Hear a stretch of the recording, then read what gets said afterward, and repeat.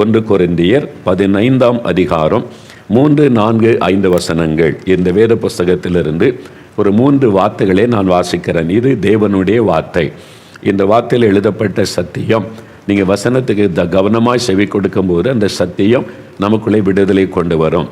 நான் என் சொந்த கொள்கைகளை, அபிப்பிராயங்களை, மத நம்பிக்கைகளை, அந்த கோட்பாடுகள் அதெல்லாம் பிரசங்கம் பண்ணுவது இல்லை. இந்த தேவனுடைய வசனம், தேவனுடைய வார்த்தை, மனுமக்களின் ஆசீர்வாதத்திற்காக தேவன் எழுதி கொடுத்திருக்கிற அவருடைய வார்த்தையை தான் நான் சொல்லி அதை வைத்து தான் ஆண்டவரை நோக்கி பிரார்த்தனை செய்வது. என் சொந்த கருத்துக்களை சொல்றதுனால உங்களுக்கு என்ன பிரயோஜனம்? கேட்க நல்லா இருக்கிற மாதிரி தெரியும், அதனால பிரயோஜனம் இருக்காது. அதனால் ஒரு விடுதலையோ சுகமோ ஆசீர்வாதமோ வராது. அந்த நேரத்தில் நன்மை நடக்கிற மாதிரி ஒரு உணர்வை தூண்டி விடுற மாதிரி தெரியும், அவ்வளவுதான். பிரயோஜனம் இல்லை. மனுஷனுடைய வார்த்தையினால் என்ன பிரயோஜனம்? நம்ம நிறைய மனுஷனுடைய வார்த்தைகளை கேட்டு தான் சோர்ந்து போனோம்.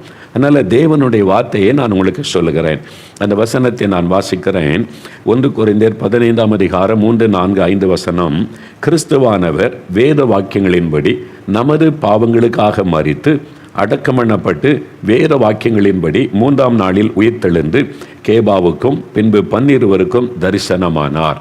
இயேசு கிறிஸ்துவானவர் வேத வாக்கியங்களின்படி நமது பாவங்களுக்காக மரித்தார். இயேசு இந்த உலகத்தில் வந்தது தற்செயலாய் நடந்த ஒரு காரியம் அல்ல. அவர் இந்த உலகத்தில் பிறப்பதற்கும் ஆயிரக்கணக்கான ஆண்டுகளுக்கு முன்பாகவே அவர் வருவார். தேவன் மனிதனாக வந்து மனுக்குலத்துக்கு மீட்பை உண்டாக்குவார் என்று வேத புஸ்தகத்தில் தீர்க்க தரிசனமாக எழுதப்பட்டிருக்கிறது. அந்த வேத வசனத்தின்படியே அவர் வந்து அவர் மரிப்பார், அவர் அடக்கம் பண்ணுவாங்க, 3ஆவது நாள் உயிரோடு எழுந்திருப்பார் என்பதும் இயேசு பிறப்பதற்கும் பல 100 ஆண்டுகளுக்கு முன்பாய் தீர்க்க தரிசனமாய் சொல்லப்பட்டது. அதன்படியே அவர் ரத்தம் சிந்தி மரித்தார், அவரை அடக்கம் பண்ணினார்கள். 3ஆவது நாள் மரணத்தை ஜெயித்து அவர் உயிரோடு எழுந்து அநேகருக்கு தன்னை வெளிப்படுத்தினார், தரிசனமானார் என்பதாக வசனம் சொல்லுகிறாரு. இந்த இயேசு கிறிஸ்து மரித்த உயிரோடு எழும்பாமல் இருந்திருந்தால் நான் அவரை குறித்து பேச வேண்டிய அவசியமே இல்லை. செத்து போன ஒரு ஆளை பற்றி நான் என்ன பேசுறது? செத்து போயிட்டாங்க, அடக்கம் பண்ணியாச்சு, முடிஞ்சு போச்சு, அவ்வளவுதான். அவங்கள நம்ம நம்ப வேண்டிய அவசியம் இல்லை. அவங்களால நமக்கு நன்மை நடக்க போவதும் இல்லை.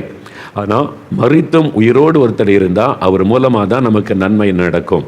அதனால் தான் இதே 1 கொரிந்தியர் 15ஆம் அதிகாரம் 14ஆம் வசனத்தில் கிறிஸ்து எழுந்திருக்கவில்லை என்றால் எங்கள் பிரசங்கம் விருதா, நான் பண்ணுற பிரசங்கம் விருதா, அதில் ஒரு பிரயோஜனமும் இருக்காது. நல்லா பேசுகிறார், அழகாக பேசுகிறான்னு போயிடுவாங்க. ஆனால் அந்த தம்பி சொன்னார் பாருங்க, ஜெகன் அமெரிக்காவில் இதில் தான் பார்த்து கொண்டு இருக்கிறார் செல்ஃபோனில், அந்த வசனம் ஈட்டியை போல குத்தினதான். எப்படி அந்த வசனத்தில் வல்லமாய் ஒரு மனிதனை மனம் திரும்ப செய்கிறாரு. ஒரு பாவ அடிமைத்தனத்திற்கான தன் பாவி என்று உணர்ந்து செய்து மனம் திரும்ப வைக்கிறாரு. காரணம் என்ன? இயேசு மரித்த உயிரோடு கூட இருக்கிறதுனால அந்த வல்லமை வெளிப்படுகிறது. இல்லாவிட்டால் இந்த பிரசங்கம் விருதா. செத்து போய் அடக்கம் பண்ணப்பட்ட ஒரு ஆளை பற்றி அவர் கடவுள்னு நான் என்ன பிரசங்கம் பண்ணி என்ன பிரயோஜனம்? இயேசு எழுந்திருக்காவிட்டால் உங்களுடைய விசுவாசமே வீணாக இருக்கும் என்று 17ஆம் வசனம் சொல்லுகிறாரு. அவர் உயிரோடு இருக்கிறனால தான் நம்ம ஜெபித்தவுடன் அற்புதம் நடக்கிறது, விடுதலை கிடைக்கிறது, நமக்கு பதில் வருகிறது. அவர் சொல்லுகிறார், மரித்தேன் ஆனாலும் சதா காலங்களில் நான் உயிரோடு இருக்கிறேன் என்பதாக. ஆனால் தான் இயேசு கிறிஸ்துடைய அந்த உயிர்த்தெழுதலை குறித்து சீஷர்கள், இயேசு கூடவே இருந்தவங்க, அவர் மரிச்சதை பார்த்தாங்க, அடக்கம் பண்ணதை பார்த்தாங்க, இயேசு உயிரோடு எழுந்ததை பார்த்து அவங்களுக்கு ஆச்சரியம். இயேசு நான் உயிரோடு எழும்புவேன் என்று சொல்லி இருந்தோம், அது அவங்களுக்கு புரியவில்லை. அந்த சீஷர்களுக்கு இயேசு உயிர்த்தெழுந்த பிறகு தன்னை வெளிப்படுத்தினதுனால அவங்களுக்குள்ள பெரிய தைரியம் வந்து விட்டது. ஆனால் தான் அப்போஸ்தலர் 2ஆம் அதிகாரம் 32ஆம் வசனத்தில் பேதுரு பிரசங்கம் பண்ணும்போது சொல்லுகிறார், இந்த இயேசுவை நீங்கள் கொலை செய்து அடக்கம் பண்ண வச்சிங்க, ஆனால் தேவன் அவரை உயிரோடு எழுப்பினார், இயேசு உயிரோடு இருக்கிறார், அதற்கு நாங்கள் சாட்சிகள் என்று தைரியமாய் சொன்னார்கள். அதே மாதிரி அப்போஸ்தலர் 3ஆம் அதிகாரம் 15ஆம் வசனத்திலேயும் ஜீவாதிபதியை நீங்கள் கொலை செய்தீர்கள், சிலுவையிலே கொன்றீங்க, முடிந்தது அவருடைய வாழ்க்கை சரித்திரம் என்று நினைத்தீர்கள், ஆனால் அவர் மரணத்தை ஜெயித்து உயிரோடு எழுந்தார், அதற்கு நாங்கள் சாட்சிகள், இயேசுவை தரிசித்தோம், அவர் எங்களோடு பேசினார் என்று தைரியமாக அவர்கள் சொன்னார்கள். அதான் அப்போஸ்தலர் 4ஆம் அதிகாரம் 33ஆம் வசனத்தில் இயேசுவின் உயிர்த்தெழுதலை குறித்து அவர்கள் மிகுந்த பலமாய் சாட்சி கொடுத்தார்கள். இயேசு மரித்தது உண்மை, அடக்கமணப்பட்டது உண்மை, அதே மாதிரி உயிரோடு எழுந்தது உண்மை, அவர் உயிரோடு இருக்கிறது உண்மை, நாங்கள் அதற்கு சாட்சிகள் என்று பலமாய் சாட்சி கொடுத்தார்கள். வேத புஸ்தகத்தில் மார்க்கு என்கிற சுவிசேஷம் 16ஆம் அதிகாரம் 20ஆம் வசனத்தில் சொல்லப்பட்டிருக்கிறது. இயேசு மரித்து உயிர்த்தெழுந்த பரலோகத்திற்கு ஏறி சென்றாலும் அவர் சீஷர்கள் போய் இயேசுவை அறிவித்த இடத்திலெல்லாம் இயேசு உயிரோடு இருக்கும்போது எந்த மாதிரி அற்புதம் நடந்ததோ அதே மாதிரி அற்புதங்களை இயேசு செய்தார். அற்புத அடையாளங்கள் எதற்காக? இவர்கள் பிரசங்கம் பண்ணுகிற இயேசு நான் உயிரோடு இருக்கிறேன், அவருடைய சொல்லுகிற வசனம் உண்மை உள்ளது, அந்த வசனத்தை உறுதிப்படுத்தவும் தான் உயிரோடு இருக்கிறதை வெளிப்படுத்தவும் இயேசு அற்புதங்களை செய்தார். இன்றைக்கு இந்த அற்புதம் நடக்கிறதை நீங்கள் இப்போ பார்த்தீங்கல்ல, பாருங்க, அற்புதமாய் ஆண்டவர் தடைகளை மாற்றி குழந்தை செல்வத்தை கொடுக்கிறார், வியாதி படுக்கையை மாற்றுகிறார், பாவ கட்டுகளை அறுக்கிறார். இந்த அற்புதம் எதற்காக உங்களுக்கு சொல்லப்படுகிறது? எனக்கு அன்பானவர்கள், இந்த அற்புதத்தை செய்தது யார்? மோகன்லாசரஸ் அல்ல. நான் உங்களைப் போல பாடுள்ள ஒரு மனிதன். இயேசு பற்றி உங்களுக்கு சொல்லுகிறேன், அவ்வளவுதான்.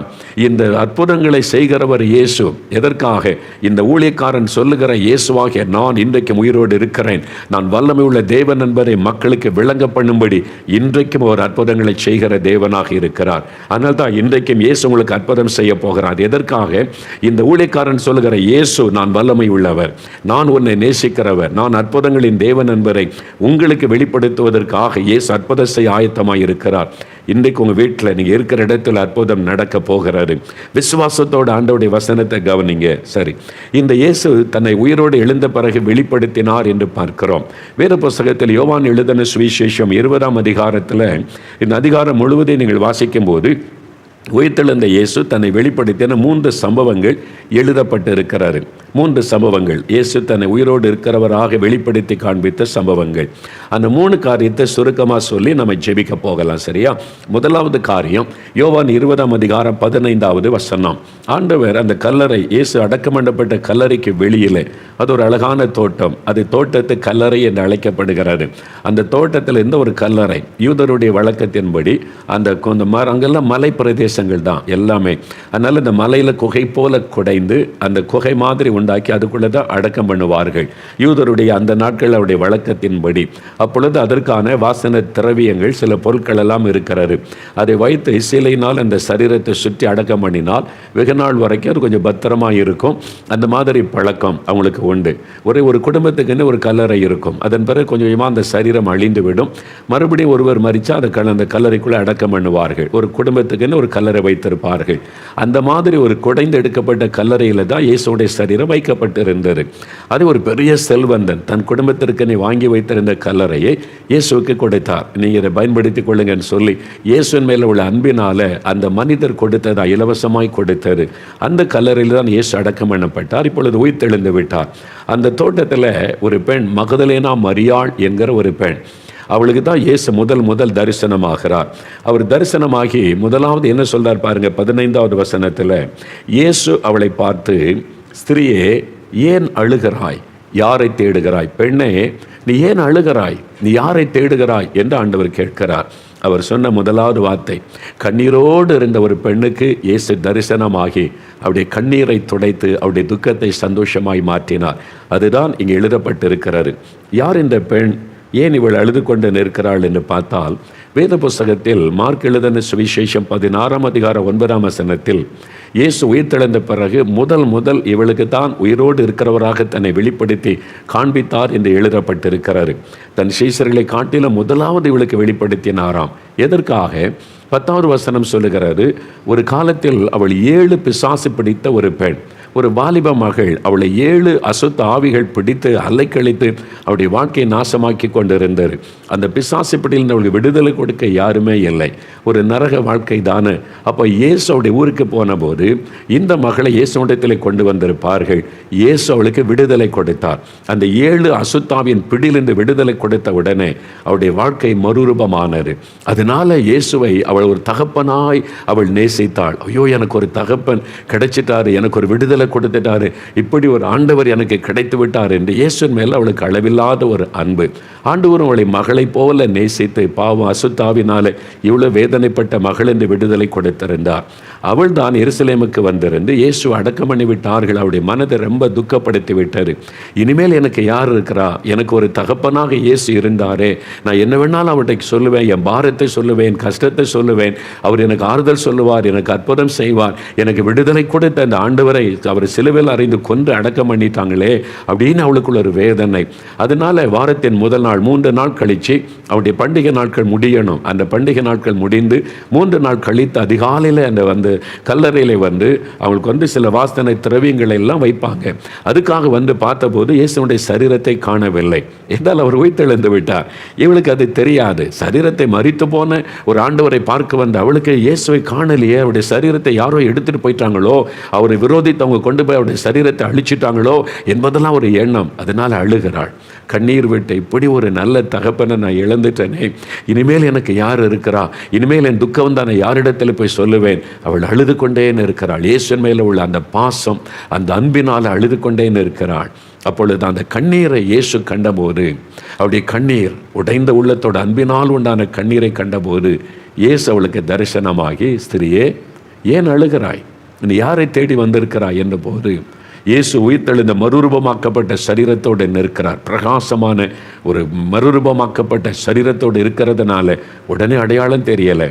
அதனால் இயேசு அவளுடைய பெயரை சொல்லி மரியாளேன்னு கூப்பிட்ட உடன் அவளுக்கு தெரிஞ்சிட்டு, என்னுடைய தகப்பன், என்னுடைய இயேசு அப்பா தானே இப்படி கூப்பிடுவார், பாசமாக என் பெயரை சொல்லி கூப்பிடுவார். அதை அறிந்த உடனே அவருடைய உள்ளத்தில் ஒரு பெரிய சந்தோஷம். என் ஆண்டவர் உயிரோடு இருக்கிறார், என் தகப்பன் உயிரோடு இருக்கிறார். அவருடைய துக்கம் நீங்கி கண்ணீர் ஆனந்த கண்ணீராய் மாறிவிட்டது. எனக்கு அன்பானவர்களே, அதுதான் இயேசு. இன்றைக்கு நீ அழுது கொண்டிருக்கலாம் மகளே, இன்றைக்கி கண்ணீர் வடித்து கொண்டிருக்கலாம்.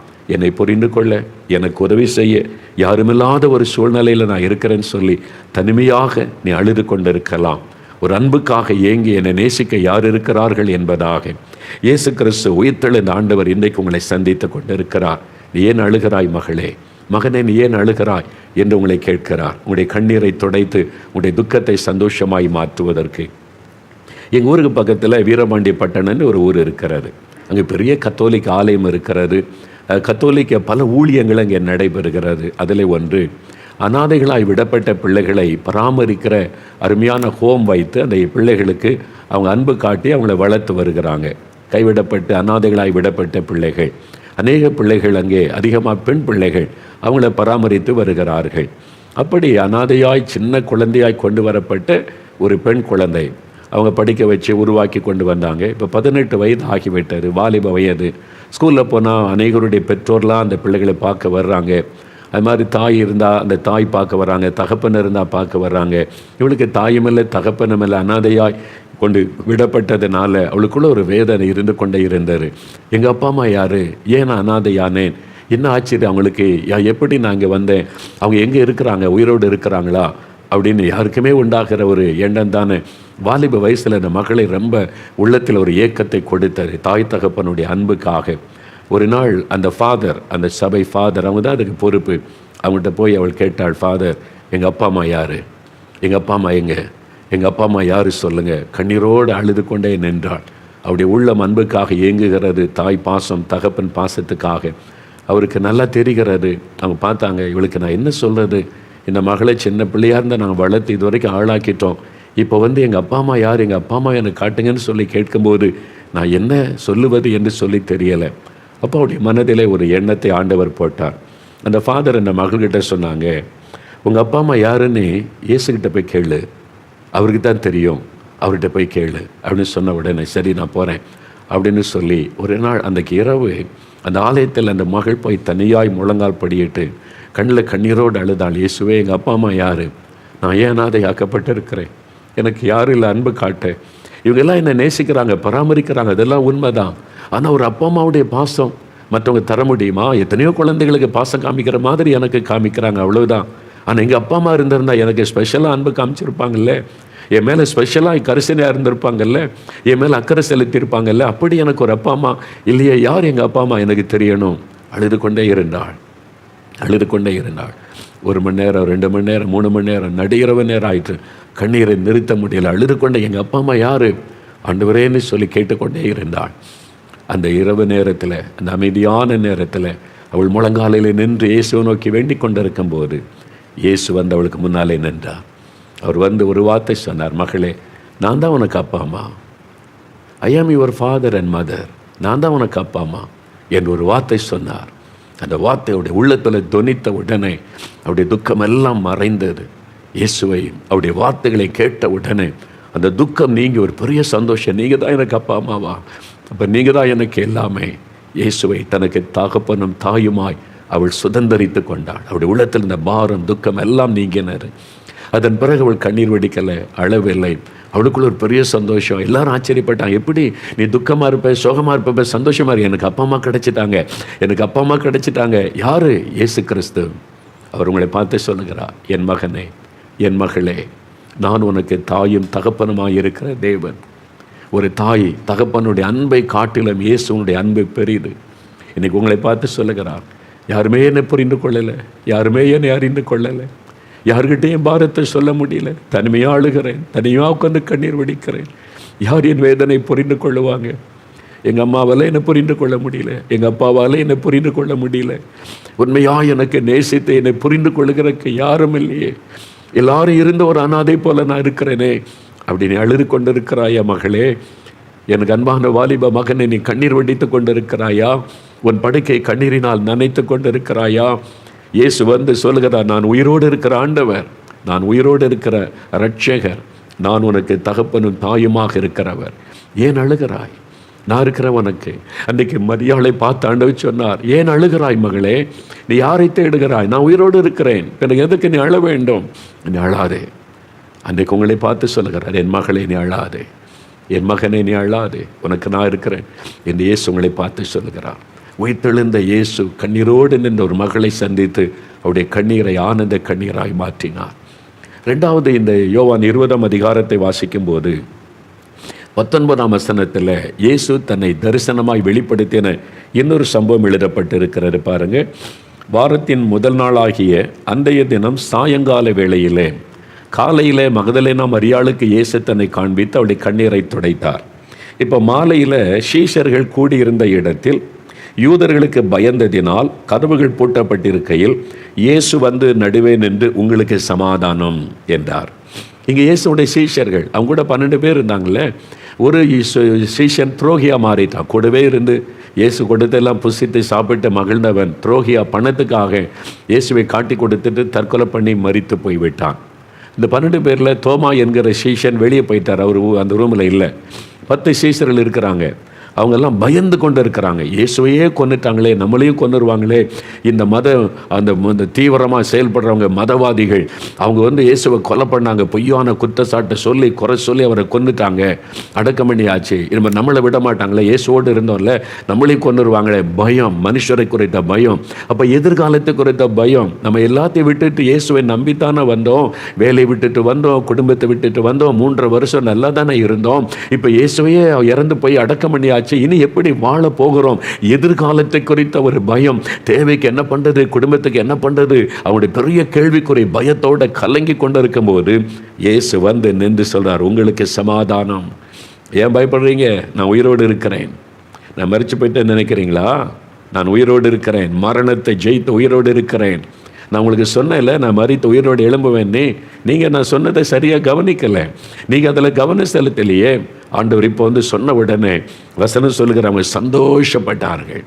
அடுத்த வசனத்தில் பார்க்குற சந்தோஷப்பட்டாங்க. ஐயோ, இயேசுவோட வாழ்க்கை முடிஞ்சிட்டு நம்மளும் அவ்வளவுதான் நீ பயந்து கொண்டு இருந்தோம். இல்லை, இயேசு உயிரோடு இருக்கிறார், மரணத்தை ஜெயித்து விட்டார். இனிமேல் அவரை ஜெயிக்க ஒருவரால் முடியாது, ஒரு அரசாங்கத்தாலும் அவரை ஜெயிக்க முடியாது.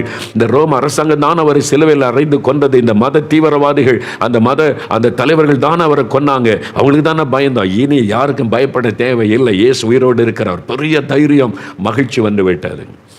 ஏதோ ஒரு காரியம் உங்களை பயமுறுத்திக்கிட்டே இருக்கிறா, வேலை இல்லை, வருமானத்துக்கு வழி இல்லை, இந்த பிசாசு பயப்படுத்துகிற போராட்டத்தை கொண்டு வருது. மரண பயம், செத்துருவனோன்னு பயம், வேலை கிடைக்குமா கிடைக்காதோ, எனக்கு படிப்பில் வெற்றி கிடைக்குமோ கிடைக்காதோ, நான் விரும்புகிற படிப்புக்கு போக முடியுமோ முடியாதோ, என் பிள்ளைகளை படிக்க வைக்கமோ முடியாதோ, பயம், எதிர்காலத்துக்கு குறித்த பயம். கலங்கி கொண்டு இருக்கிறீங்களா?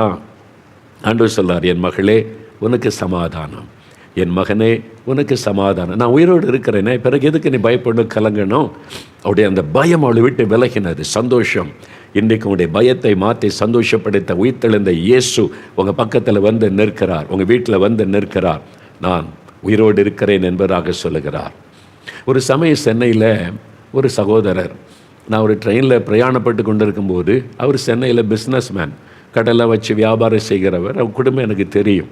அவருடைய தகப்பனார் நல்ல பக்தி உள்ள தேவ மனிதர். அவர் இயேசு மேலே ரொம்ப அளவில்லாத அன்புள்ளவர்கள். அவங்கள நான் பார்த்துருக்கிறேன், பேசியிருக்கிறேன். ரொம்ப அன்பானவங்க. இயேசு மேலே ரொம்ப அன்பு வச்சுருப்பாங்க. இயேசுடைய ஊழியக்காரர்னா அவங்களுக்கு ரொம்ப அன்பு. அது மாதிரி நல்ல ஒரு தேவ மனிதர். நல்ல கர்த்தர் அவங்களுடைய பிஸ்னஸ் எல்லாம் ஆசீர்வாதத்தை நடத்தி கொண்டிருந்தார். அவருக்கு பிள்ளைகள் உண்டு, குடும்பம் உண்டு. கர்த்தர் ஆசீர்வாதமாய் நடத்தி கொண்டிருந்தார். திடீரென்று அவர் மரணம் ஏற்பட்டு விட்டார். ஆண்டவர் அவளை எடுத்துக்கொண்டார். அவங்களை எடுத்துக்கொண்ட உடனே அவங்களுடைய மூத்த மகன், அவங்க தான் எங்களுடைய ட்ரெயினில் பிரயாணப்பட்டாங்க. அவருக்கு பிள்ளைகள், சகோதரெல்லாம் இருக்கிறாங்க. அந்த தகப்பனாருடைய மரணம் இவருடைய உள்ளத்தை நிலை கொலைய பண்ணி விட்டதாம். அவர்கிட்ட பேசிக்கிட்டே வந்தேன். அப்போ அவருடைய பிஸ்னஸ்ஸு மற்ற காரியம் கேட்டபோது அனுபவத்தை சொன்னார். எங்கள் அப்பாவுடைய மரணம் அது வரைக்கும் எனக்கு கஷ்டமே தெரியல. அப்பா பிஸ்னஸ் பண்ணுறாங்க, சம்பாதிக்கிறாங்க, நம்ம என்ன தேவையோ அதை அவங்கள்ட்ட வாங்கி கொள்கிறோம், குடும்பத்தை கவனித்து கொள்கிறாங்க, என்னுடைய பிள்ளைகளை படிக்க வைக்கிற காரியம், சகோதரர் படிக்க வைக்கிற காரியத்தில் அப்பா பார்த்துக்கிறாங்க. அதனால் நமக்கு பிரச்சனை இல்லைன்னு அப்படி தான் நான் வாழ்ந்து கொண்டு இருந்தேன். என் தகப்பனாருடைய மரணம் என்னை நிலை கொலையை பண்ணி விட்டார். இப்போ நான் மூத்த மகன், பொறுப்பு நான் தானே. பிஸ்னஸை பொறுப்பெடுக்கணும், குடும்பத்தை பொறுப்பெடுக்கணும், என் உடன் பிறந்தவங்களை படிக்க வைக்கணும், அவங்களுக்கு திருமணம் செய்யணும், இவ்வளோ பொறுப்பு இருக்குது. இந்த சின்ன வயசில் இவ்வளோ பாரம் என் தலைமையில் வந்துட்டு எப்படி நான் அதை செய்ய போகிறேன்? எல்லாம் எங்கள் அப்பாவே கவனிச்சுக்கிடுவாங்க. இனிமேல் நான் எப்படி இதெல்லாம் செய்ய முடியும்? மனம் சோர்ந்து விட்டது. எங்கள் அப்பா எவ்வளோ ஆண்டவரை நேசித்தாங்க, விசுவாசமாக இருந்தாங்க. ஏன் ஆண்டவர் அவங்களை எடுத்துக்கொண்டார் இந்த வயசில்? பெரிய பாதிப்பு. அதனால் அந்த பயம், எதிர்காலத்துக்கு இந்த பயம், பிரச்சனையை, பிஸ்னஸ் எல்லாம் சந்திக்கிறதற்கு பயம், அந்த பயத்தினாலேயே வீட்டுக்குள்ளேயே படுக்கையில் கிடந்து அழுதுகிட்டே இருப்பாங்களாம். அம்மா சொல்லுவாங்க, போய் கொஞ்சம் கடையை கவனி, நம்ம அப்பா இல்லை, நீ தான் கவனி. என்னால் முடியாது, நான் இப்படி இவ்வளோ பெரிய பிஸ்னஸ் எல்லாம் கவனிக்க முடியும், செய்ய முடியும், இவ்வளோ பெரிய பொறுப்பை என் தோளில் வச்சுட்டு போயிட்டாங்க அப்பா, ஏன் ஆண்டவர் இப்படி பண்ணார்? அதனால் என்னால் முடியாது, நான் எப்படி இதெல்லாம் செய்ய முடியும்? அதனால் ரூமுக்குள்ளே அழுதுகிட்டே இருப்பாங்க. நிறைய ஊழியக்காரங்கள்லாம் அந்த குடும்பத்தில் பழக்கன்றதுனால அவங்கெல்லாம் வருவாங்க. வந்தால் ஆறுதல் சொல்லி ஜெபிச்சா எளிமையாக அப்படி உட்காந்துருப்பார் ஜெபத்தில், படுக்கையிலேயே. அவங்க ஆறுதல் சொல்லுவாங்க, அப்பா ஆண்டவரோடு இருக்கிறாங்க, நீங்கள் சோர்ந்து போகாதங்க, அவ்வளோதான். போனோடனே திருப்பி படுத்துருவார். அவ்வளோதான். அந்த ஆறுதலும் வரல, தைரியமும் வரல, பயம், என்ன செய்ய போகிறேன்ற ஒரு கலக்கம். அப்படியே அழுதுகிட்டே இருப்பாள் அப்பாவை நினச்சி. அவர் சொன்னார், ஒரு இப்படியே சில மாதம் கடந்து விட்டது, நான் இன்னும் என்ன செய்ய போகிறேன் அப்படின்னு திகைப்போம். அந்த சமயத்தில் ஒரு நாள் அவர் துக்கத்தோடு தகப்பனார் நினைத்து மிகவும் அழுதார். தன் தகப்பனாரை நினைத்து, ஏன்னா ரொம்ப அன்பாக வைத்து நல்ல ஒரு கஷ்டம் இல்லாமல் கவனித்து வந்த ஒரு தகப்பனார். அதை நினச்சி ரொம்ப அந்த ரூமுக்குள்ளே அழுது கொண்டே இருந்தார். அந்த ஆறுதலை அடையலை. ஆறுதல் சொன்னாலும் அந்த ஆறுதலை ஏற்றுக்கொள்ளவில்லை. அந்த மாதிரி அந்த ஆறுதலையே அவர் ரிஜெக்ட் பண்ணினார். அவருடைய உள்ளத்தில் ஆறுதல் இல்லாமல், தைரியம் இல்லாமல் கலங்கி நின்றார். அப்படி அழுது கொண்டிருக்கும் போது அவர் சொன்னார், ஐயா இயேசு வந்து நின்றார். இயேசு நான் பிரத்யட்சமாக பார்த்தேன். ரூமில் வந்து இயேசு நின்று, ஏன் அழுது கொண்டு இருக்கிறாய்? ஏன் அழுது கொண்டு இருக்கிறாய்? உங்கள் அப்பா இல்லை, இவ்வளோ பெரிய பொறுப்பு, என்ன செய்வேன், நீ கலங்கி அழுகிறாயா? நான் இருக்கிறேன் உனக்கு, நான் உனக்கு தகப்பனாக இருப்பேன். I will be your father. நான் உனக்கு தகப்பனாக இருப்பேன். நான் நடத்த உன்னை, நான் உனக்கு உதவி செய்வேன். எழும்பு, போய் உன் கடமைகளை நிறைவேற்று, நான் உனக்கு துணை நிற்பேன் சொல்லிட்டு இயேசு மறைஞ்சிட்டார். அவ்வளோதான். அவர் சொன்னார், ஐயா இயேசு வந்து நின்று சும்மா ஒரு சில நிமிடம் தான் அப்படியே பேசினார். அவ்வளோதான். என் உள்ளத்தில் இந்த பயம், கலக்கம் எல்லாம் இன்னிட்டு ஓடி மறைந்தது. ஒரு புது பலன் எனக்கு வந்தது. நான் தனியாக இல்லை, எனக்கு ஒரு அப்பா இருக்கிறார், இயேசு எனக்கு தகப்பனாக இருப்பேன்னு சொல்லியிருக்கிறார். எங்கள் அப்பா இருந்து எல்லாத்தையும் கவனித்த மாதிரி என்னை கவனித்து கொள்வேன்னு சொல்லியிருக்கிறார். எழுந்தார், புறப்பட்டார். பிஸ்னஸில் கவனிக்க ஆரம்பித்தார். தன்னுடைய குடும்ப பொறுப்புகளை கவனிக்க ஆரம்பித்தார். ஒன்னொன்றுக்கு ஆண்டவர் உதவி செய்தார். இதை செய், அதை செய், இதை செய்யாத, அதை செய்யாத ஆண்டவர் அழகாய் வழி நடத்தினார். பாருங்கள், அற்புதமாய் கர்த்தர் நடத்தினார். சொன்னார், இன்றைக்கி இவ்வளோ நாள் சந்தோஷமாக, மன மகிழ்ச்சியாக, கஷ்டமே இல்லாமல் எல்லா காரியங்களையும் நேர்த்தியாக செய்வதற்கு காரணம் இயேசு எனக்கு ஒரு நல்ல தகப்பனாக இருந்து நடத்தி கொண்டு இருக்கிறார் என்பதாய் சொன்னார். அதே இயேசு கிறிஸ்து இன்றைக்கு உங்களை பார்த்து சொல்கிறார், கலங்கி கொண்டு இருக்கிறையா மகனே? அழுது கொண்டு இருக்கிறாயா மகளே? எதிர்காலத்து குறித்து பயப்படுகிறாயா? என்ன செய்வது, எப்படி செய்வது, எந்த தேவை, அந்த தேவை, வியாதி, வேதனை, கலங்கி கொண்டு இருக்கிறாயா? நான் இருக்கிறேனே, நான் உனக்கு இருக்கிறேனே. நான் உன்னை விட்டு விலகுவதும் இல்லை, உன்னை கைவிடுவதும் இல்லை. என்னை நேசித்து என்னை ஏற்றுக்கொண்டு என் வழிகளில் நடக்கிறவர்களுக்கு 1000 தலைமுறைக்கும் நான் இரக்கம் செய்கிற தேவன். அப்படிதான் ஆண்டவர் பைபிள் எழுதி வைத்து, 1000 தலைமுறைக்கும், தலைமுறை தலைமுறையாய், சந்ததி சந்ததியாய் நான் இருக்கிறேன். உன் குடும்பத்தை பாதுகாக்க, பராமரிக்க, ஆசீர்வதிக்க. நீ எதுக்கு பயப்படணும், எதுக்கு அழணும்? ஆண்டவர் சொல்லுகிறார், உங்களை பார்த்து சொல்லுகிறார், பயப்படாதுங்க, கலங்காதங்க, வரப்போகிற எக்ஸாமை குறித்து பயப்படாதங்க, நீங்கள் ஜெயிப்பீங்க. ஆண்டவர் உங்களுக்கு ஒரு ஆசீர்வாதமான வழியை வைத்திருக்கிறார், அதை யாரும் அடைத்து விட முடியாது. பயப்படாதுங்க, உங்களுக்கு ஒரு வழி திறக்கப்படும். ஒரு வழி அடைக்கப்பட்டால் இன்னொரு ஆசீர்வாதமான வழி திறக்கப்படும். அவருக்கு தெரியும் எந்த வழியில் உங்களை நடத்த வேண்டும் என்று. அவருக்கு தெரியும் உங்களுடைய எதிர்காலத்தில் நீங்கள் எப்படி இருக்க போகிறீர்கள் என்று.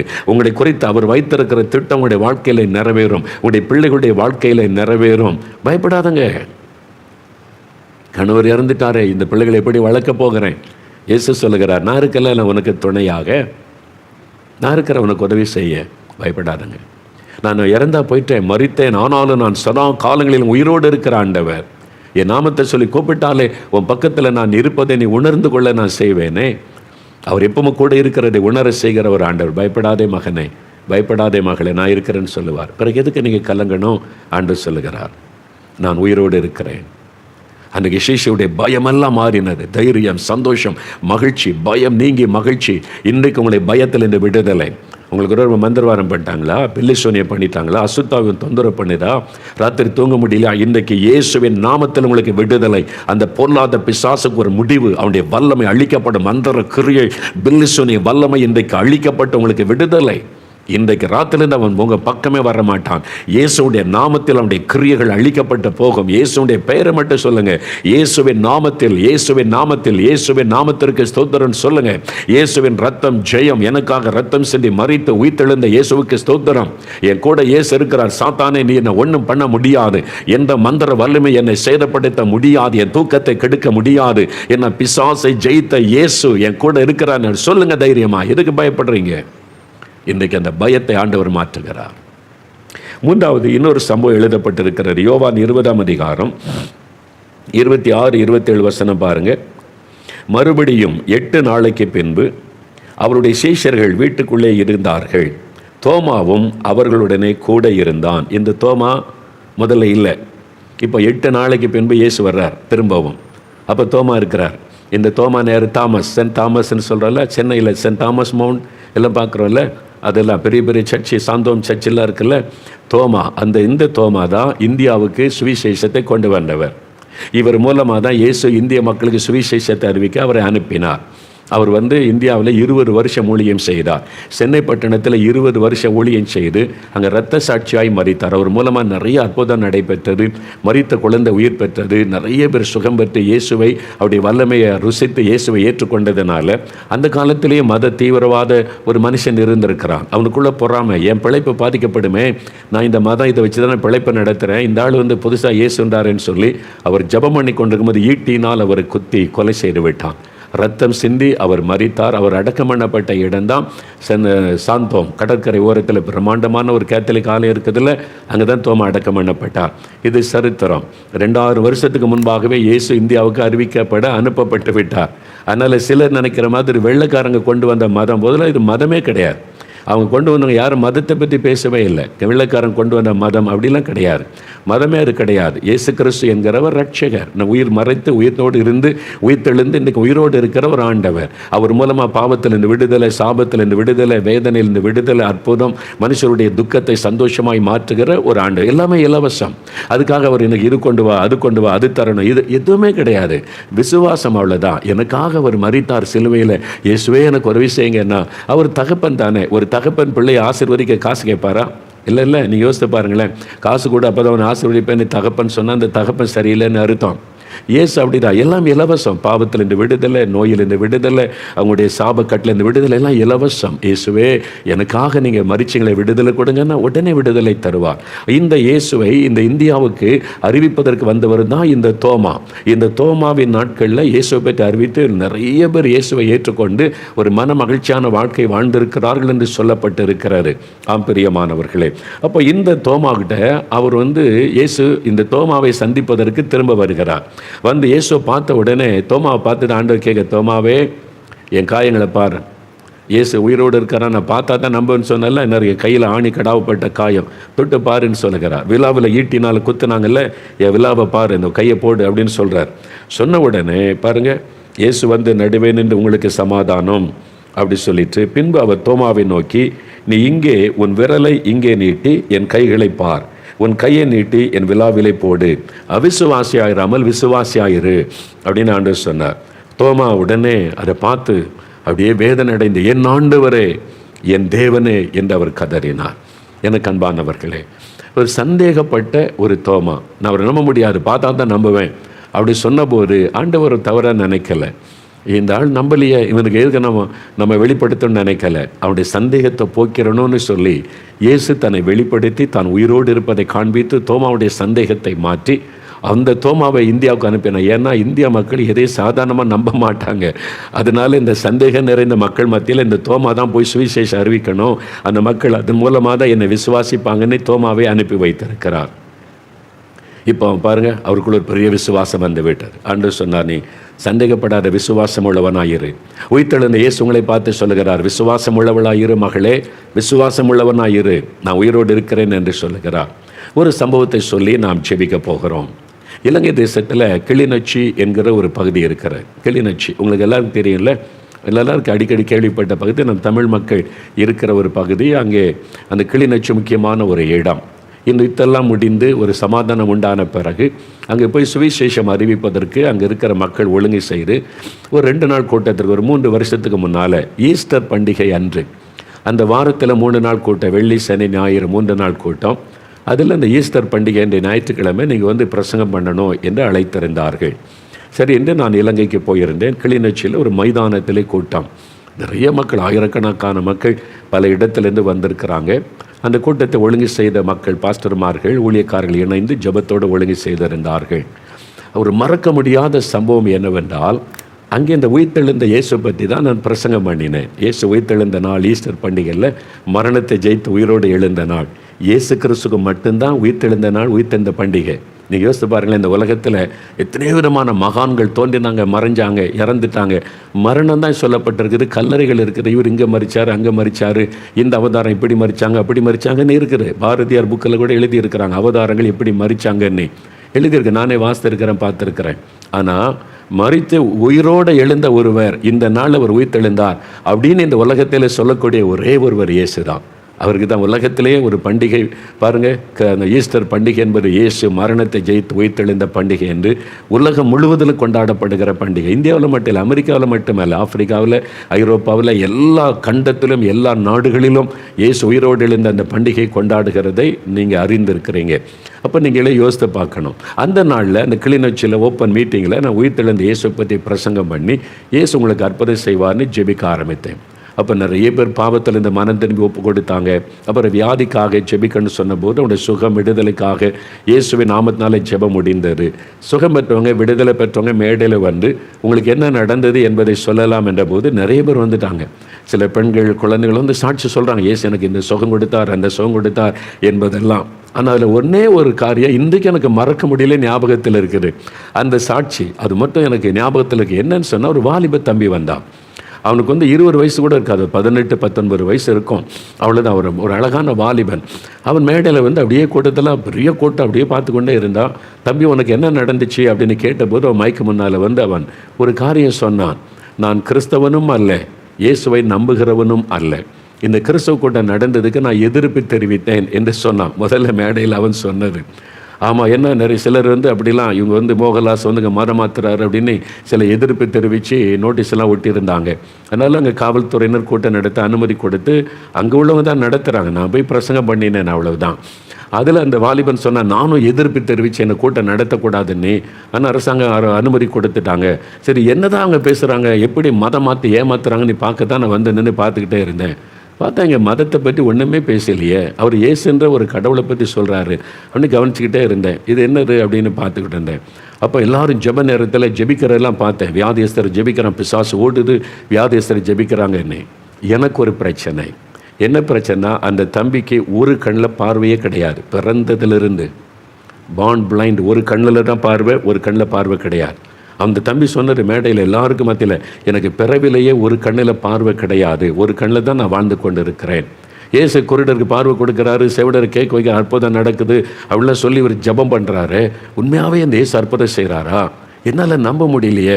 அப்போ எனக்கும் ஒரு கண்ணு தெரியாதுல்ல, இந்த இயேசு எனக்கு சுகம் கொடுக்குறாரா பார்க்கலான்னு கை வைத்து, இயேசுவே எல்லாருக்கும் சுகம் கொடுக்குறேன்னு சொல்கிறாங்க, அப்போ நீங்கள் உயிரோடு இருந்தால் எனக்கு சுகம் கொடுங்க, எனக்கு சுகம் கொடுக்கணும்ல, எனக்கு சுகம் கொடுங்க, நீங்கள் உயிரோடு இருக்கிறீங்களா அப்படின்னா எனக்கு சுகம் கொடுங்கன்னு நான் கண்ணில் கை வைத்து ஜெபம் பண்ணினேன். அந்த தம்பி சொன்னாங்க, அந்த ஜெபம் முடிஞ்சு கையை எடுத்த போது கண்ணில் பார்வை வந்திருந்தார். அவன் எல்லாருக்கும் மத்தியில் சொன்னான். அந்த மேடையில் ஏறி நின்று, அவன் கிறிஸ்தவன் அல்ல, இயேசுவை நம்புகிறவனும் அல்ல, இயேசுவை சந்தேகப்பட்டவன், இயேசுவை நம்பாதவன். ஆனால் அவன் கண்ணில் கை வைத்து அந்த ஜெப நேரத்தில் அங்கே நடக்கிறதெல்லாம் பார்த்துட்டு, நீங்கள் உயிரோடு இருந்தால் எனக்கு ஒரு அற்புதம் செய்யுங்கன்னு அவன் ஜெபம் பண்ணினான். இயேசு அந்த ஜெபத்தை கேட்டார். நீ அறியாமல் இருக்கிற தம்பி, அறியாமைனால ஒரு மத வைராக்கியத்தில் இருக்கிற, ஆனால் நான் உனக்காகவும் சிலுவையில் மரித்தேன், உனக்காக நான் ரத்த சிந்தினேன், உன்னையும் நான் நேசிக்கிறேன் என்பதை வெளிப்படுத்தும்படி இயேசு அற்புதம் செய்கிற கண் பார்வை கொடுத்து விட்டான். அவன் வந்து சொன்னான், அவனுக்கு பெரிய ஒரு சந்தோஷம். அவனுக்கு எப்படி இருக்கு யோசித்து பாருங்களேன். இன்றைக்கி அவன் முகம் கண்மனால் நிற்கிற, அவன் ஸ்டேஜில் சொன்னது இன்றைக்கி கண்மனால் நிற்கிறார். அவ்வளோ பெரிய சந்தோஷம் இல்லை, பிறவிலேயே கண் தெரியாது அந்த கண் பார்வை தேவன் கொடுத்தது அவனுக்கு எவ்வளோ பெரிய சந்தோஷம் இல்லை. இயேசு கிறிஸ்தவர்களுக்குரிய தெய்வம், மற்றவங்களெல்லாம் அவர் வெறுக்கிறாரு அப்படி இல்லை, உங்களை நேசிக்கிறார். நீங்கள் அவரை வெறுத்தாலும் அவர் உங்களை நேசிக்கிறார், நீங்கள் அவரை குறை சொன்னாலும் அவர் உங்களை நேசிக்கிறார். அவருடைய அன்பு. நான் அவரை வெறுத்தனே, இயேசு கடவுளே இல்லைன்னு பேசினேன், இயேசு பற்றி கேவலமாக பேசினேன், அவ்வளவு எனக்குள்ள மத வைராக்கியம். ஆனால் நான் சாக கிடந்தப்போ, நான் மரணப்படுக்கையில் மரணத்தோடு போராடி கொண்டிருந்தப்போ யாருமே எனக்கு உதவி செய்யலையே. ஆனால் நான் யாரை வெறுத்து கேவலமாக பேசினேனோ அந்த இயேசு எங்கள் வீட்டுக்குள்ளே வந்து, என் படுக்க பக்கத்தில் வந்து என்னை தொட்டு என்னை குணமாக்கினார். அவரை பற்றி கேவலமாக பேசின என்னை அவர் குணமாக்கி இன்றைக்கு உயிரோடு வைத்திருக்கிறாரு. அந்த இயேசு அவர் உயிரோடு இருக்கிறார் என்பதற்கு நான் சாட்சிங்க. என் வாழ்க்கையில் அற்புதம் செய்தார், என் வாழ்க்கையை புரட்டி போட்டார். அந்த இயேசு தான் இன்றைக்கு உங்கள் வீட்டுக்கு வந்திருக்கிறார், உங்கள் பக்கத்தில் வந்திருக்கிறார். நீங்களும் கேளுங்க, இயேசுவே இப்படிலாம் சொல்கிறாங்க, அப்போ நீங்கள் கடவுள், நீங்கள் தான் மரணத்தை ஜெயித்து உயிரோடு எழுந்தீங்க, எனக்காக மறித்து உயிர்த்து எழுந்தீங்கன்னா எனக்கு இந்த அற்புதம் செய்யுங்க, எங்கள் வீட்டில் இதை செய்யுங்க, இந்த வியாதி படுக்கையை மாற்றுங்க, இந்த அற்புதத்தை செய்யுங்க, எனக்கு கண் பார்வை தாங்க, என் காதையை கேட்க பண்ணுங்க, இந்த கேன்சர் வியாதியை மாற்றுங்க, என் மனைவிக்கு சுகம் கொடுங்க, என் கணவருக்கு சுகம் கொடுங்க, என் பிள்ளைகளுக்கு சுகம் கொடுங்க, என் குடும்பத்திற்கு தரித்திரத்தை மாற்றுங்க, என் குடும்பத்திற்கு இந்த போராட்டத்தெல்லாம் நீக்குங்க, எங்களை ஆசீர்வதிங்க, எங்கள் கடன் பிரச்சனையை மாற்றுங்க, எங்களுக்கு ஒரு குழந்தை செல்வத்தை கொடுங்க, நிந்தையை மாற்றுங்க, எனக்கும் ஒரு அற்புதம் செய்யுங்க. நீங்கள் கேட்டால் உங்களுக்கு ஏசு அற்புதம் செய்வார். நீங்கள் கேட்பீங்களா? அவர்கிட்ட நீங்கள் இருக்கிற இடத்துலேருந்தே ஜெபிக்கலாம். இப்போ நம்ம ஜெபிக்க போகிறோம். உங்களுக்காக சிலுவையில் மரித்து உயிர்த்தெழுந்த இயேசு அவர் வந்து நிற்கும் போது, தோமா கிட்ட என் கையை பார், இந்த ஆணி கடாவப்பட்ட காயங்களை பார் தோமானார். அதே இயேசு தான் சொல்றார், மகனே மகளே, உனக்காக நான் சிலுவையில் ஏற்றுக்கொண்ட காயங்களை பார். என் கையில் நான் காயத்தை ஏற்றுக்கொண்டேன், என் கால்கள் ஆணி அடித்தாங்க, காயத்தை ஏற்றுக்கொண்டேன், என் விழாவில் ஈட்டினால் குத்தினாங்க, அதை நான் ஏற்றுக்கொண்டேன், தலையில் முள்முடி வச்சு கோலினால் அடித்து என் தலையில் இந்த ரத்தத்தை வடிய பண்ணினாங்க, அதையும் நான் சகித்தேன். ஏன் தெரியுமா? உன் பாவ சாபங்களை எல்லாம் மாற்றி உன்னை ஆசீர்வதிக்க என்னையே நான் பலியாய் கொடுத்தேன். அதுக்கு என் சரீரத்தில் உள்ள தழும்புகள் தான் ஆதாரங்கள். அந்த தழும்புகளோடு இயேசு வந்திருக்கிறார், காயங்களோடு வந்திருக்கிறார். இயேசுவே, அந்த காயப்பட்ட கரத்தினால என்னை தொடுங்க, என் வாழ்க்கையை மாற்றுங்க, சமாதானம் தாங்க. என்னை ஜெபிக்கலாமா? முடிந்தா முழங்கால் படியிட்டு கொள்ளுங்க. முடிகிறவங்க முழங்கால் படியிட்டு கண்களை மூடி இயேசுவை கண்முன்னால் நிறுத்தி, இயேசுவே, எனக்காக மரித்து உயிர்த்தெழுந்தவரே, உயிரோடு இருக்கிறவரே, எனக்கும் ஒரு அற்புதம் செய்யுங்கன்னு ஜெபிக்கணும். அப்படி முடியாமல் வயசானவங்க இருந்தால் உட்கார்ந்து கொள்ளுங்க. உட்கார்ந்து ஆனால் கண்களை மூடி, எண்ணம் சிதறாமல் இருக்க கண்களை மூடி இயேசுவை கண்முன்னால் நிறுத்தி, இயேசுவே, எங்கள் வீட்டுக்குள்ளே நீங்கள் வந்திருக்கிறீங்க, நான் விசுவாசிக்கிறேன், நீங்கள் எனக்காக மரித்து உயிர்த்தெழுந்தீங்க, நான் விசுவாசிக்கிறேன், இன்றைக்கி எனக்கு ஒரு அற்புதம் வேணும், என்னை தொடுங்க, எனக்கு விடுதலை வேணும், சுகம் வேணும், சமாதானம் வேணும், நிம்மதி வேணும், எனக்கு ஆசீர்வாதம் வேணும், எனக்கு ஒரு வெற்றி வேணும், குழந்தை வேணும், எனக்கு இந்த ஆசீர்வாதத்தை நீங்கள் தந்து தான் ஆகணும். இயேசுவே, இயேசுவே, அப்படியே கண்களை மூடி ஜெபிக்க ஆரம்பிங்க. முதலாவது ஜெபம், எனக்கு பாவத்திலிருந்து விடுதலை வேணும் ஐயா, என்னால் இந்த பாவத்தை விட முடியல, நிம்மதியாக இருக்க முடியல, இந்த மதுபான பழக்கம், போதை வஸ்துகள், விபச்சாரம், மேசித்தனம், ரகசிய பாவங்கள், ஐயோ இந்த பாவம் என்னை விட்டு போக மாட்டேங்குது, இந்த பாவம் என்னை தொடர்ந்து கொண்டே இருக்குது, எனக்கு ஒரு விடுதலை வேணும், இயேசுதான் எனக்கு விடுதலை கொடுக்கணும். நீங்கள் அப்படியே உங்களுடைய இருதயத்தில் கை வைத்து அமெரிக்காவில் இருக்கிற ஜெகன் என்கிற தம்பிக்கு எவ்வளோ பெரிய அடிமைத்தனத்தில் இயேசு விடுதலை கொடுத்தார். நீங்க பார்த்தீங்களா, பாவ பழக்கங்கள் எல்லாவற்றிலும் இந்த விடுதலை. இயேசுவே எனக்கு ஒரு விடுதலை தாங்க, எனக்கு புது இருதயம் தாங்க. ஜெபம் பண்ணுங்க, ஜெபம் பண்ணுங்க. ஒருவேளை கணவர் குடிகாரராக இருக்கிறாங்க, விட முடியாம இருக்கிறாங்கன்னா மனைவி அவங்க மேல கை வைத்து என் கணவருக்கு விடுதலை கொடுங்கப்பா, இந்த மதுபான பழக்கத்தில் இந்த விடுதலை கொடுங்க. பிள்ளைகள் மேல கை வைத்து ஜெபம் பண்ணுங்க, என் பிள்ளைகளுக்கு விடுதலை கொடுங்க. இனிமேல் இந்த பாவ பழக்கம் வேண்டாம், விட முடியல, என் பிள்ளைகளுக்கு உதவி செய்யுங்கன்னு ஜெபம் பண்ணுங்க. வாலிப தம்பி ஜெபம் பண்ணு, வாலிப மகளே ஜெபம் பண்ணு. பாவத்தை விட முடியல, நிம்மதியாகவும் இருக்க முடியல, செத்து போயிடலாமா நீ நினைக்கிறியா? நீ ஏன் சாகணும் தம்பி? நீ வாழணும். ஆண்டவர் உன்னை வாழ வைக்கும்படிக்கு தான் இயேசு சிலுவையிலே மரித்தார். மகளே நீ வாழணும், சந்தோஷமா மன மகிழ்ச்சியா விடுதலை உள்ள ஒரு வாழ்க்கை வாழுவாய். எந்த பாவ கட்டுகளை மறுத்தறிய இயேசுவால முடியும். எந்த பாவ கண்ணிகளில் இருந்து விடுதலை கொடுக்க இயேசுவால முடியும். யார் உன்னை பயமுறுத்தி உன்னை அடிமையாக்கி வச்சிருந்தாலும் அந்த அடிமைத்தனத்தில் உனக்கு விடுதலை கொடுக்க இயேசுவால முடியும். உன் இருதயத்தில் கை வைத்து ஜெபம் பண்ணு. இயேசுவே, உயிரோடு இருக்கிறவரே, உயிரோடு தெளிந்தவரே, உம்முடைய உயிர்த்தெழுந்த வல்லமை என் மேல இறங்கட்டும். இந்த பாவங்களை மன்னியும், பாவத்திலிருந்து விடுதலை தாரும். என்னால விட முடியல, எனக்கு ஒரு புது இருதயம் தாரும். ஜெபம் பண்ணுங்க, ஜெபம் பண்ணுங்க. அம்மா ஜெபம் பண்ணுங்க, தகப்பனே ஜெபம் பண்ணுங்க, வாலிப மகளே, வாலிப மகனே ஜெபம் பண்ணுங்க. இயேசுவேன்னு சொல்லி ஜெபம் பண்ணுங்க. உள்ளத்துல வாங்க, எனக்கு விடுதலை கொடுங்கன்னு கேளுங்க. தகப்பனே, இதோ இந்த வாலிப தம்பி ஜெபிக்கிறாங்களப்பா, வாலிப மகள் ஜெபிக்கிறாங்களே, கண்ணீரோடு ஜெபிக்கிறாங்கப்பா. இந்த தகப்பனார் ஜெபிக்கிறாங்க, என்னால் இந்த பாவத்தை விட முடியல, இந்த மதுபானத்தை விட முடியல, போதை வஸ்துகளை விட முடியல. இயேசுவே என் பாவத்தை மன்னிங்க, எனக்கு விடுதலை தாங்கன்னு ஜெபிக்கிறாங்களே. இப்போ உங்களுடைய கரத்தினாலே தொடுங்க. உங்களுடைய உயிர்த்தெழுந்த வல்லமை தொடட்டும். இயேசுவின் ரத்தத்தின் வல்லமை அவங்க மேல இறங்கட்டும். இயேசுவின் நாமத்தில் அந்த பாவ கட்டுகள் அறுக்கப்படட்டும். அந்த பாவத்தில் கிரியை செய்கிற பொல்லாத ஆவிகளை, சாத்தானுடைய வல்லமைகளை இயேசுவின் நாமத்தில் கடிந்து கொள்ளுகிறேன். இயேசு கிறிஸ்து விடுதலையாக்கினால் மெய்யாகவே விடுதலை ஆவீர்கள் என்ற வார்த்தையின்படி இன்றைக்கு ஒரு விடுதலை உண்டாகட்டும். பாவத்தில் இந்த விடுதலை, சாபத்தில் இந்த விடுதலை, அடிமைத்தனத்தில் இந்த விடுதலை இயேசுவின் நாமத்தில் உண்டாகட்டும். அந்த பாவத்தை கொண்டு வருகிற அசுத்த ஆவிகள் விலகி போகட்டும். அந்த குடிவெறியின் ஆவிகள், விபச்சார வேசித்தனத்தின் ஆவிகள், இச்சையின் ஆவிகள், அந்த போதை வஸ்துகளை கொண்டு வருகிற ஆவிகள் இயேசுவின் நாமத்தில் விலகுவதாக. சாத்தானுடைய கட்டுகள் அறுக்கப்படுவதாக. புதிய இருதயத்தை தாரும். உம்முடைய ரத்தத்தினால் உம்முடைய உள்ளத்தை கழுவும். என்னுடைய உள்ளத்திலே வாரும், அவங்களுக்குள்ளே வந்து வாசம் பண்ணும். ஆண்டவரே, ஜெபத்தை கேட்டதற்காய் ஸ்தோத்திரம். அப்படியே சொல்லுங்க, இயேசுவே ஸ்தோத்திரம். என் பாவத்தை மன்னித்ததற்காய் ஸ்தோத்திரம். எனக்கு விடுதலை கொடுத்ததற்காக இயேசுவே உமக்கு ஸ்தோத்திரம். என் உள்ளத்தில் நீர் வந்துவிட்டதற்காக உமக்கு ஸ்தோத்திரம். வாய் திறந்து சொல்லுங்க, இயேசுவே ஸ்தோத்திரம், இயேசுவே ஸ்தோத்திரம். என் உள்ளத்தில் நீங்க வந்துட்டீங்க, விடுதலை தந்துட்டீங்க. உங்களுக்கு நன்றி ஆண்டவரே. இனி அந்த பாவம் என்னை தொடராது. இயேசு கிறிஸ்துவின் நாமத்தில் விடுதலை கொடுத்த தேவனுக்கு ஸ்தோத்திரம், ஸ்தோத்திரம். இயேசுவின் நாமத்தில் ஆமென், ஆமென்.